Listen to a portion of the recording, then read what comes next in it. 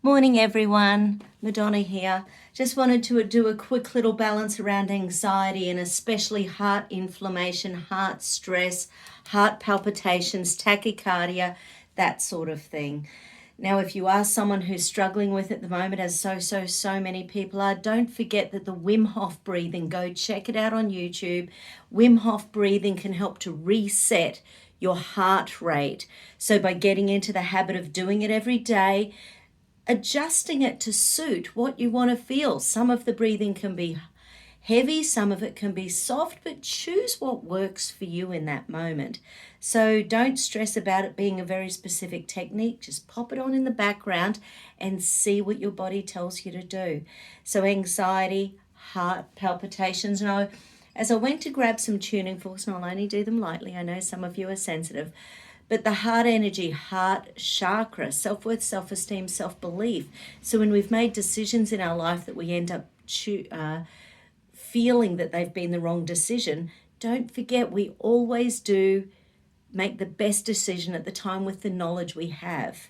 We always do. It's not like we're going to deliberately go out there and hurt ourselves. We're not going to deliberately go out there and move in with people who are going to hurt us. We don't know these things. And then we go, oh, I wish I hadn't done it. That's hindsight. It's not very useful. It's about forgiving ourselves and moving forwards, or saying, oh, bugger, I made a wrong decision. How can I make the best of this? How can I move forward? So but yeah, what I was thinking was, and once again, the enlargement of the heart that we're seeing around the planet at the moment, and the heart inflammation in young people. In Chinese medicine, the small intestine energy and the heart energy feed each other, so they're both part of the fire element. So and if you think about it, with once again what's going on the planet, the small intestine energy is where 90% of our immune system is. So there's this little stuff called zonulin, and what it's doing all day, every day, and is poking its toe out from the intestines out into the bloodstream to let the body know what white blood cells it needs to release on a moment-by-moment basis.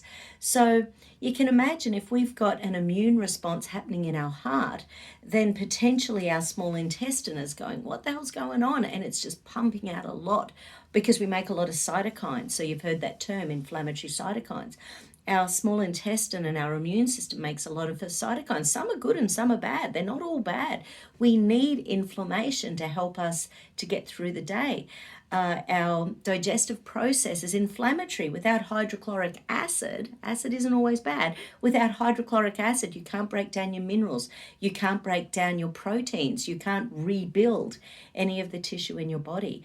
So inflammation isn't always bad. We also need inflammatory cytokines to kill viruses, to kill bad bacteria, to kill parasites. So there's all this going on in our body. And when we're having that ADE, that antibody-dependent enhancement, which is causing the inflammatory cytokine response that some people are experiencing, we need to do things that calm down our nervous system, that calm down our immune system, because it's an overreaction. So that's where plenty of, the usual things, the vitamin A, vitamin C, zinc. From a herbal perspective, I'm just loving doing herbal tonics for people here in Australia. Find yourself a herbalist who knows how to put together formulas, especially for any symptoms that you're going through. But anyway, so anxiety, heart, that's where we're going, part 2.